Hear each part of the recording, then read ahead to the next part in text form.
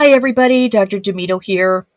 On week 14, you have a big project due. It's called the Portfolio Project. And what this is going to encompass is a PowerPoint presentation with voice overview. So you need to present on a disease process. And this is one of those projects that you're going to hang on to. So I advise students to create a little file on your computer that says portfolio assignments, and then you can put those assignments in that file. So when you have to submit your portfolio, you'll have them all there.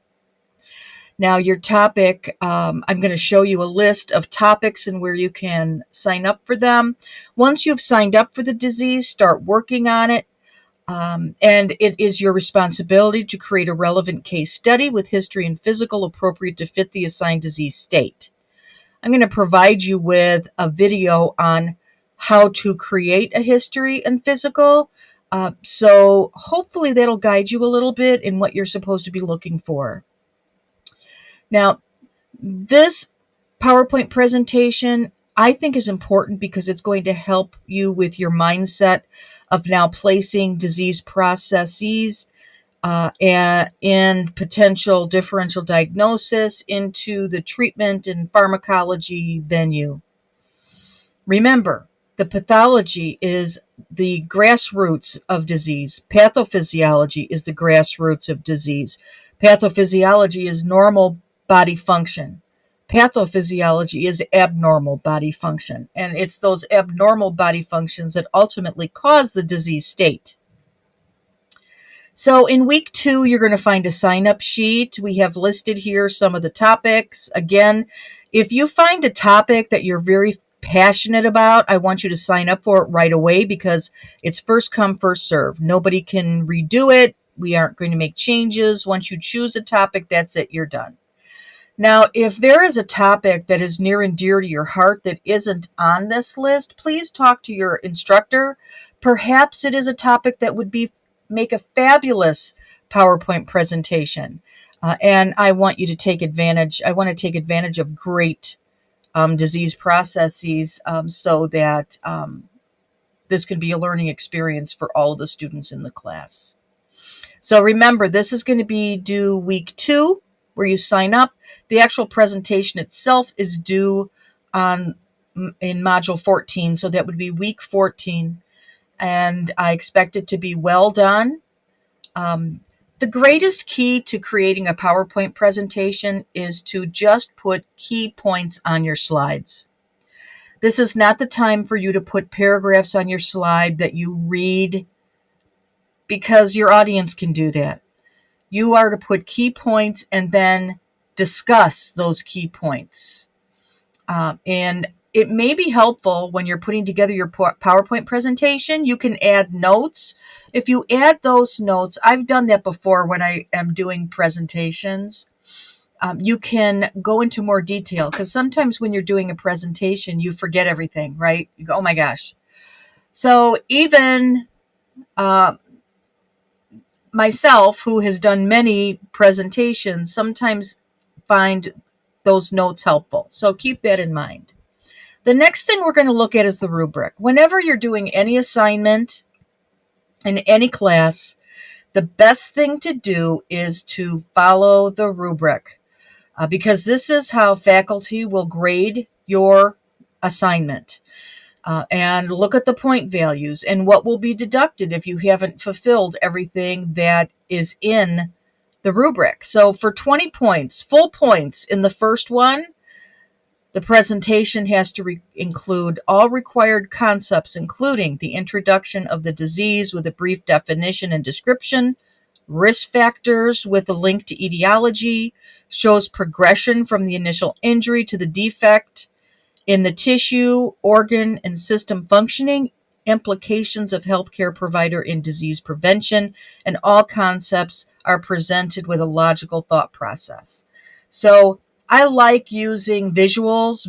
I'm a visual learner, so I like the addition of visualization to your presentation if it's relevant. So avoid using too many. And avoid using, this is a serious presentation. So avoid using a caricature type of clip arts unless it's relevant. We all like it. Part of a presentation is keeping our interest, and the actual design and the look of the presentation helps to hold our interest. But avoid things like sentences that fly in and words that go swirly. All of those things are really cool components of PowerPoint, but they can make the presentation cumbersome. All right, let's look at the next one. To get 20 points, you have thoroughly synthesized and integrated relevant research throughout the presentation. The guidelines regarding disease, risk factors, etiology, and the progression are addressed and clearly analyzed in an exemplary fashion. Symptoms, you need to describe at least 2 problems or symptoms associated with the disease and explain the physiologic mechanisms of each. The next one, you need to clearly indicate the pathophysiologic mechanisms relevant to the case study and briefly explain how inflammation, immunity, infection, or injury are indicated in the specific disease. Incorporate genetic, environmental, behavioral, factors in the pathophysiologic condition. I also want you to put the 5 most common differential diagnoses, diagnostic tests, disease management techniques, and treatments, and it must be clearly stated.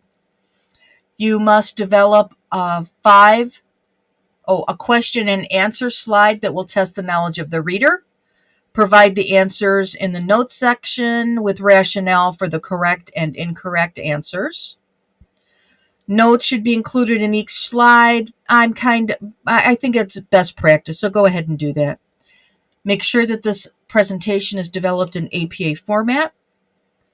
The PowerPoint has appropriate graphics, 5 scientific-based references, and the length is not to exceed 25 slides.